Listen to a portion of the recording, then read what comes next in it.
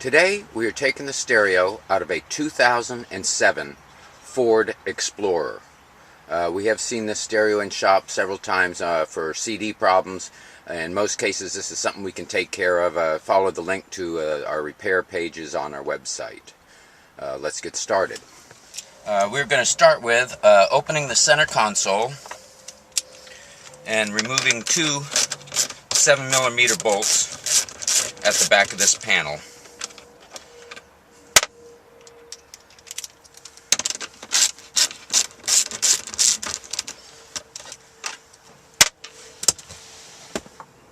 With our small thin pry tool, we're going to go along the edge of this silver trim that's around the gear shift. This will release the clips on this and bring this up, and we're going to pull this up over the gear shift and remove this and set this to the side. Next we're going to take our other pry tool, and at the back of the center console here, where we've already removed the screws, we're going to pry the back edge of this up. This will release clips. Again, when it comes to releasing the clips, they tend to release with pry pressure, so remove that panel up. We move it up over the gear shift. Turn it sideways because this is not one that needs to be released, but to show how these connectors work, there are little triggers on them. You push the trigger down into the connector and wiggle the connector loose.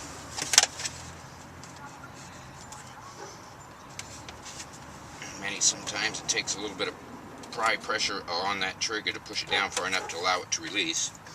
But the trigger again is right here, and pushing that down releases a little latch on it and it pulls out of the connector. Same with the opposite connector here, and both these connectors are released. One main thing when it comes to all the connectors in the car, in many cases they are all keyed, so they only fit a specific spot. There's no need to number the spots and so on. So we're going to set this panel to the side.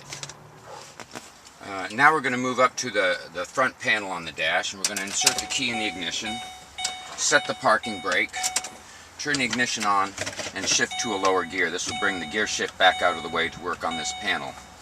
Now there are several things here. We're going to remove this entire front panel here.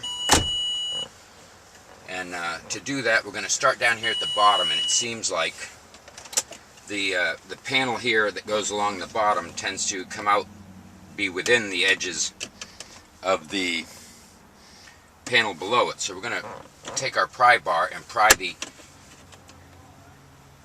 part of the center console in, and at the same time pry the edge out and grasp the edge and pull forward. That'll release clips and allow the edge of this top panel to clear over the edges of the center console. We're going to do the same for the opposite side. Put our pry tool in, pry the inside, this inside panel in while prying the top panel out a little bit, and this will allow it to clear. And there we go, we pulled the bottom edge apart. Now we're going to work up the edge of the panel, releasing clips. Again, all these clips release with pry pressure. Work our way up.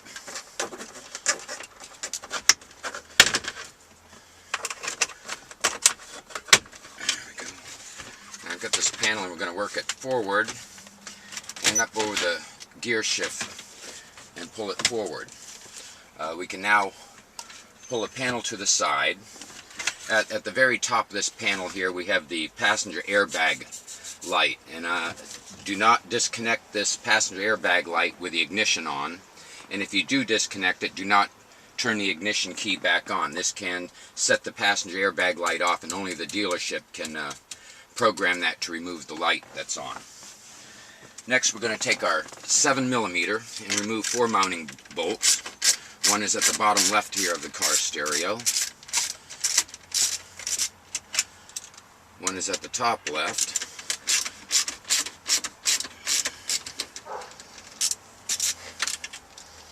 One is at the bottom right.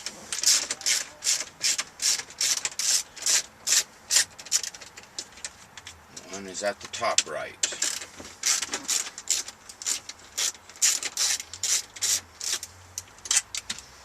We'll remove the mounting screws.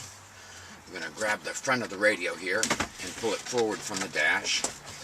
This will give access to all the connectors. We happen to have another navigation unit This looks like a unit manufactured by Alpine in many cases, which is something we see often in the shop for repair and something we can take care of.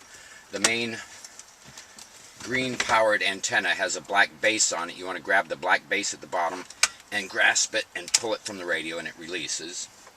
The navigation antenna on this particular radio is pink. It has a little trigger on it, and we're going to grab that trigger and push it into the connector and release. And hopefully it releases the connector.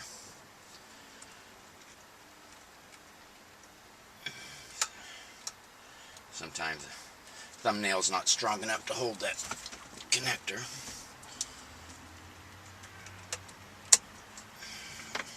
So we're going to move on to the other connectors and get back to that one. The main connectors on this have a trigger on them. The trigger is usually on the top, and you push this trigger down and it releases the lock and allows you to pull a stereo out. That works for this connector that's here in the center on the back. Depending on the features you have on your vehicle determines how many connectors you will have here, but the main connector over here as well. Push the trigger in, release the trigger, and it releases the connector. Now this stereo is already programmed for this car and so on, so I'm not going to remove the main connector from this one today. But it has the same trigger down on the top there. You push the trigger and remove the connector. And again, all these connectors are keyed, so they only fit one spot. And this is how you remove the stereo.